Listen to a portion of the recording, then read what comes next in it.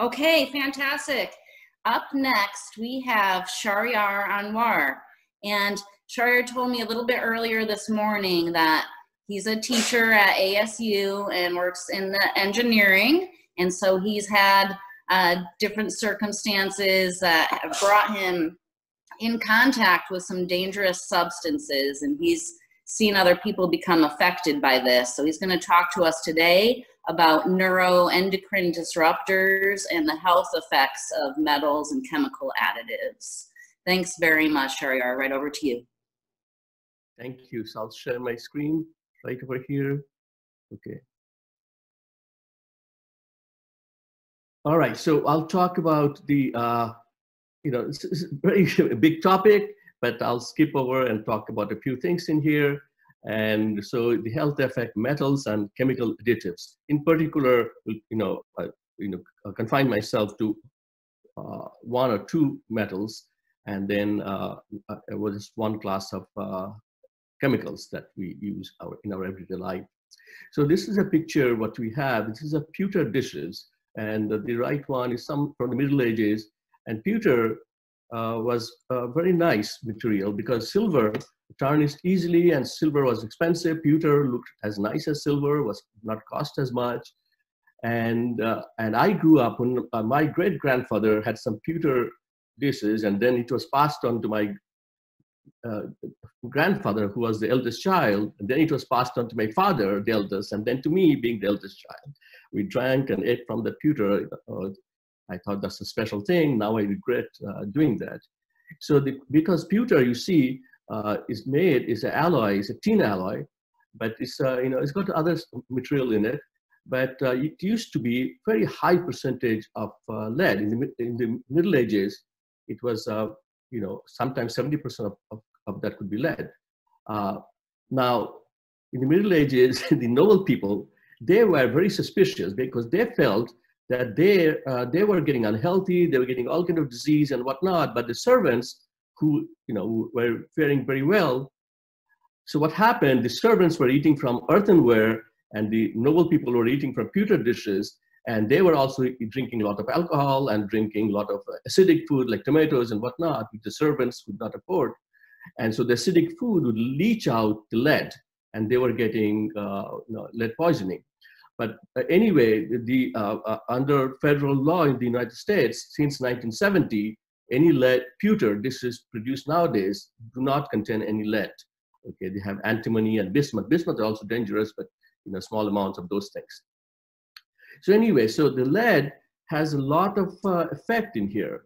The lead is introduced in different ways, from leaded gasoline, we all remember that, and lead from paint, and so leaded gasoline, by the way, just to remind ourselves, General Motors knew that very well in 1922 that to prevent the knocking in cars and engines, and they could use leaded gasoline, but they could also use ethanol. But they did not want to use ethanol because ethanol they could not patent at that time, and the oil companies did not want to use ethanol. So they knowingly, and they discussed about that, they knew the poisoning of lead, and they still decided, General Motors decided to continue, and the oil companies to push for leaded gasoline. But anyway, so we can have a lot of neurological damage in here. It causes cognitive development problem. It has executive functions. Lead causes abnormal social behaviors, and it can adversely affect our renal system, our kidneys, and so on. It can have hematological effects. It can suppress our the ability to make hemoglobin, can make anemia. We have endocrine problems. So one of the endocrine disruptors, how lead does, it prevents the conversion of vitamin D into a hormonal form that our body absorbs, and so and it also can lead to thyroid problems. And it has reproductive issues, lower sperm count. It has fertility issues, and birth problems. and so on. So we have a lot of different problems in here, and especially for children, of course, is affected much more seriously than adults, and the kidney damage and the behavioral problems and lower IQ and so on, and hearing loss, and they also have decreased bone and muscle growth and even smaller brain size and so on. So what happened, this isn't happening in Boston. Okay, in Boston, they were finding in about 2011, 2012. So what happened in Boston, that they were finding that the number of kids there were having lead poisoning, and that did not make any sense, because lead poisoning will happen to people in older homes, for example, who got lead pipes and so on, but these kids were not living in those places. And so they, so what happened in here in the Boston hospital, they went in there and they tried this out. So first of all, they brought in a 12-month-old baby, and this baby had a serious issue with lead poisoning. So the inspector went and inspected his house and whatnot and see what happened in there, and they didn't see anything. So finally, after some work, they found out that the food that they were eating in this family, and that was causing that. And they found it in particular, for example, the turmeric. So the authorities in Boston in 2011, 2012, they went in there and they sampled turmeric from 32 different stores, including supermarkets and ethnic stores and so on, and surveyed those. And I highlighted the red circles in there. You can see some of them has tremendous amount of lead. Okay, tremendous amount of lead. Okay, so from one ethnic supermarket, it has almost 95%. Another one from a supermarket. Okay, of course, here you see they don't name which stores those are. They had about 35%. And I have put all the links in the bottom of this, and this is you can find in the NIH website.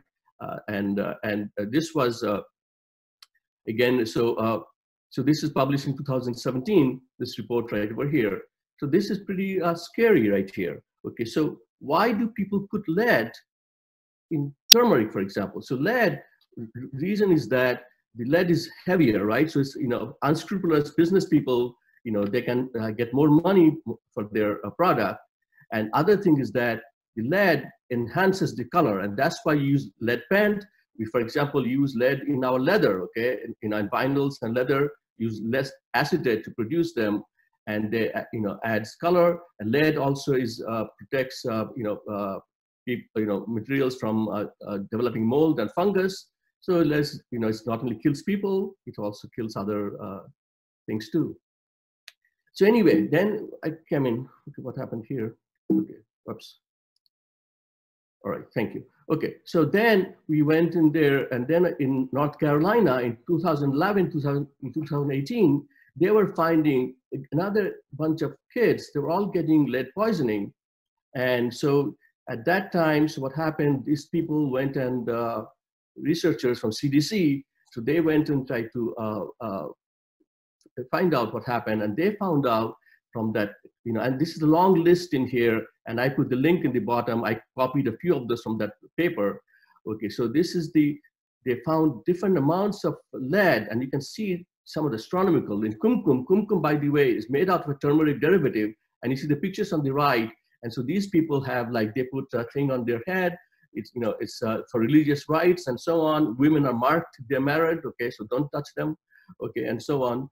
Okay, so anyway, so these are made out of kumkum, sindoor, they put, like, between the part on the hair, and these are bright colors. And so this got some 41,000, okay, milligram per kilogram. Okay, chili powders, okay, turmeric, okay, and saffron. By the way, saffron was good. That is within, tolerable limits. But saffron supplements found from the supermarkets and drugstores, they found in North Carolina, they had 2,764 milligrams per kilogram.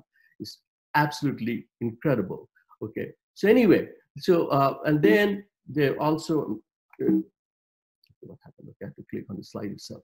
Okay, so and then in California, by the way, they found out, they went and had different recalls of the food from 2011, 2014, and this is another one from. So this is from Stanford people. They went and did some work, and they found of all the recalls of all the different foods we had, the candy, lead in candy was one of the biggest recalls we had in California in the contaminant, and most of them are coming from Mexico. By the way, so this is one of the things was that it's not only candies in Mexican food, a lot of tamarind, okay, the products, and food made with tamarind is also very infected with lead. So, so that brought me to an issue. I was teaching my class at that time to my students, and we are teaching them X-ray fluorescence, and we bought a brand new machine for $100,000 for the X-ray fluorescence. So the X-ray fluorescence, by the way, what it does. So X-ray fluorescence. So very briefly in here. So this is a picture of this one on the left is a Henry Moseley. And you see, he died very young, right? He born in 1887, 1915. He was 27 years old. So he was a very, very smart guy. So at that time, a very smart lady, of Polish origin in France, Marie Curie, and she had worked and found out about radiation, and she won the Nobel Prize twice. Okay, and Henry Moseley got a hold of one of the X-ray machines. And so he went and kept on playing with it. And lo and behold, he was very smart. He found out, remember, we have 92 naturally occurring stable elements. And he went and found out all the elements or predicted what they would be. And he said, these are the only ones that's possible. So that's pretty neat. Okay, so he was so smart. Okay, so, and then coming back to this one here, but Henry Moseley got distracted. So he went over, because at that time we were having the First World War. And then he was very worried that these Turks, the Ottoman people, Ottoman Empire will take over Europe. So he ran over, left his work and went over the Bosporus Strait, went up to a hill with his rifle. And before he could do anything, a Turkish sniper shot him and one shot and killed him. And it was really sad because very smart guy. And in honor of him, in 1916, they gave no Nobel Prize. They said if Henry Moseley not going to get the Nobel Prize, no one else should. Okay. So anyway, Moseley's work basically was this, the X-ray fluorescence, because here's a picture on the right-hand side. We have a picture of an atom. An atom got a nucleus, got electrons. Electrons go around different shells, and so on. So we hit the inner shell electron with an X-ray, and this knocks off the electron and it goes out, but it leaves a blank spot in the inner shell, and so that's not sustainable. So another electron from the outer shell, jumps over to that, take the place. And since energy needs to be conserved, it emits a photon that goes out, and this can happen from different shells. We call them KLM, all this, jargon in here. But anyway, so by measuring the energy of this gives a fingerprint of the particular kind of atom that is coming out from. So for example, in the picture over here on the bottom corner, I have a 5-cent coin. And then we can see it's made out of nickel and copper. It gives a very, a good fingerprint. So I was showing this to my students. I was telling them about, the turmeric and so on. And then, in this class, we also discuss what ethical issues. We discuss, social responsibility. And what the global outcome, what are the environmentalism and whatnot. So my students got very excited. This is Dr. Anwar, why don't you go and test some of these things out? These papers we're reading, how much of these, are they real? How much of those are affecting us over here? Can we find out about those? Okay, so go back to my other slide. Okay, so anyway, so this is my students here. So I got them in here. So they were making the samples. And here on the right-hand side, that's the machine, big $100,000 machine. It looks like a box. We put our sample in there and analyze. And they seem very happy to work on those things right there. And then what happened, this is one result from the students. So for example, we took sindoor, remember one of those things that the people put on their hair, on the head for, and especially women and people doing religious rites, they use sindoor. Okay, so sindoor, they look at this one. That got calcium, which is good. About 16% calcium. Who's going to complain about that? But look at the amount of lead, 67% lead in the sample, right? This was in last year, in November 18, 2019, my students found this out. Okay, so that was quite finding, right? Anyway, by the way, so I also tested, samples. So I went in Costco, I got my, some of my spices. We went to some local stores, and I'm not going to name which store I got this from. I can, and so it's in Dobson Road, right over here, the ethnic store that I bought the samples from. Okay, anyway, so that was pretty dangerous. The Costco one, by the way, was safe, okay, but I'm not going to say all Costco spices are safe. That one particular batch could have been safe, okay. I did not find any lead in that. So coming back to this one here, so I'm going to change gears now. So I'm going to pause for one moment. I'm going to look at your chat session, see if anyone has any questions or comments in here. Okay, so let's see. Okay, so all right, so thank you. So this is now I'm going to skip from lead because for the sake of time, if I have time, I'll talk about mercury also. But let's talk about something else. Okay, so the cosmetics. Okay, so we do not think of cosmetics having lead. Okay, yes, it does. Okay, and and many of them do. Okay, nowadays it's got to be careful. It's imported cosmetics, but cosmetics have other things, like these are called phthalates. Okay. So phthalates are very dangerous materials. So these are chemicals that are added to dissolve other chemicals to make something softer and so on. So phthalates are all over the place, and we'll talk about that. And these phthalates are endocrine disruptors that we use in here. So this one, any of you recognize perhaps that this one, what is this? This is, this perfume was by Calvin Klein, right? This bottle, if I remember correctly, the picture. But anyway, there's another article here. You can find this came out in last year in 2019 in the Guardian, online, and you can read about that, and you can search for it, and you can talk, it talks about all the different cosmetics and whatnot. But I will, not go into it here. So now we have the talk about phthalates in here. So phthalates. Where are the phthalates? Phthalates are all over the place. Okay, so it is in medical equipment, for example, our IV bags, our blood collecting bags. It has in our automobiles, like the new car smell we have. That's phthalates. We have in art supplies. We have our building materials. We have in our, by the way, pacifiers. Okay, our teethers. That's banned right now in the United States after a long time. It was banned in Europe for a long, long time. It took a long time for the United States to ban that finally.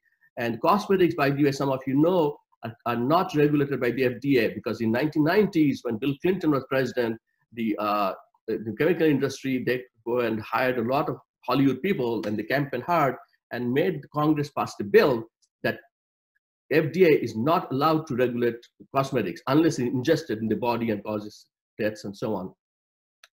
Okay, so now we go in here. I'm gonna, so what I do, non-stick cookwares has it, and eyelash glue, by the way, that's one of the heavy amount of phthalates, plasticizers in here.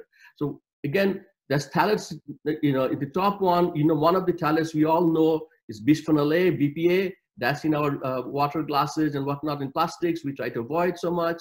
And there are many other classes of them. This is from another paper, and I put a bunch of these there. By the way, if herbicides, surfactants, and so on, for the sake of time, I will not talk about each one of those things, but I'll talk about the last one over here, diethylstilbestrol. So that one was very important to me, because when I was 13 years old, I went to the library, I was reading the New York Times, and I saw an article about diethylstilbestrol. And then I said, hold on a second, my mom's taking that. Diethylstilbestrol, or DES, was used to be given to women to prevent supposedly, miscarriages and childbirth problems, right? But funny, in 1953, the companies knew very well it did not know such good. My mother still had a miscarriage, but anyway. So diethylstilbestrol was, it's a very dangerous one. It causes vaginal cancer to unborn fetus, to women. Okay, and that was terrible. Okay, so terrible thing. And then it took in 1971, they banned this one. By the way, if you go to www.cdc.gov/DES, you can find all about that and the DES and so on. So I'm going to keep an eye on the chat window. Let me see. Okay, so I'll answer you later on. Okay, so anyway, so so the phthalates coming over here. So what can it do for women? It can cause, for example, premature tellers. What that means, it's in growth of the breast, and this has happened to kids as young as like 6-month-old to 9-year-old. Okay, so this is ridiculous. Okay, it has caused uterus and ovaries. Okay, so and issues in here. Okay, so the cervical cancers. Okay, it can affect brains both for men and women. Okay, and autism, thyroids, effects of thyroids. Okay, it causes gynecomastia, that means enlargement of breast in men. Okay, it affects our pancreas, insulin secretion, testes, reduced sperm count. And this is from this article. Again, you can find this from NIH website, National Institute of Health. Okay, so sorry, I'm talking fast. I'm trying to cover a few slides in here. So come back here. So let's see, how does it work? Very quickly in here. So these two things, right? This is a picture I stole from Wikipedia. Okay, so what do we have? We have ligands. Ligands are different molecules and natural molecules that we have in our body. And so we have different receptors. So this is a cartoon. Okay, so for example, the left one, this molecule, if it's a triangular shape, it fits in there. And then on the right one, if it's a circular shape, it has to have the right shape to be the ligands to attach to the receptors. And once it attaches to the receptor, what it does is sends out a message. Okay, the message could be electrical signal. It could be transmitted down the chain. It could be enhancing of a signal. Okay, it could be getting into in conjunction with other signals together and integrate them, and so on. By the way, as a side, one of the things, the coronavirus is very clever because it figured itself out, okay, to just fit into our receptors, and so, and our cell receptors, and that's why, and it perfectly fits in there. Now, these receptors, by the way, if we look in here, so for example, EDC are the endocrine disruptive chemicals, and the NL means the natural ligands, natural molecules in our body. And so the endocrine disruptors and NL, they have the bottom of it, they have the same shape. So either of them could get attached to it. If the endocrine disruptive chemical EDCs, if they go and attach a receptor, the natural ligand cannot have no chance of attaching there, and it blocks the binding of endogenous molecules and so on. Okay, or it can go to another site, and even though the natural ligand has a receptor site, so it can downstream and it can affect our, for example, it can affect our estrogen and makes a havoc on our body. Okay, so there's many other effects in there. Anyway, go to the next slide in here. So basically, I'll skip this one very much. So, it's a key thing is that we have the BPA. So one of those phthalates, okay, so that has phthalates in it, and it can, it mimics our estrogen production and can affect seriously, fool our body and cause serious problems. So I'll go to the next slide in here. So what happened to do this one here? So my students again said, okay, let's do this one here. Okay, if you do it, we have this other fancy machine. It's called FTIR, Fourier Transform Infrared Spectroscopy. Okay, just knowing this one here, what it does with this one, so we have different kind of chemicals for the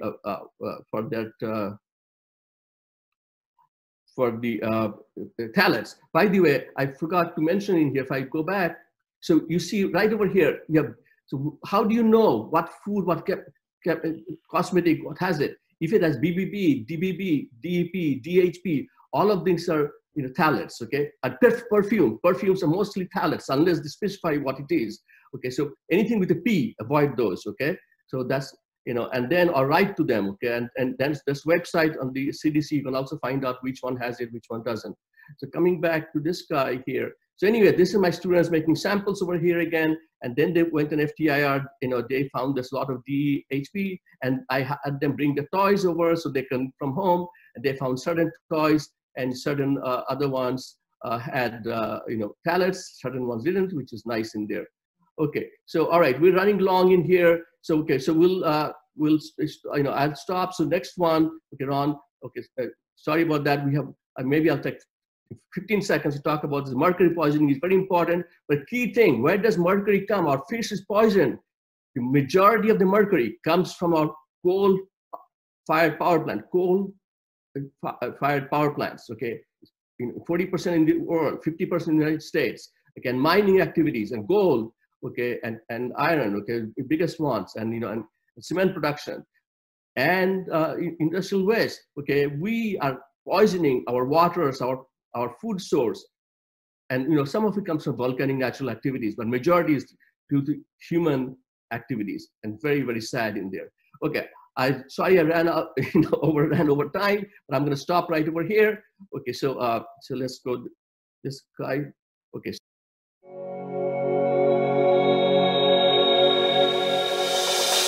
If you appreciate the Humanist Society of Greater Phoenix and would like to see more, then subscribe to our channel and check us out on Patreon. Links are in the description.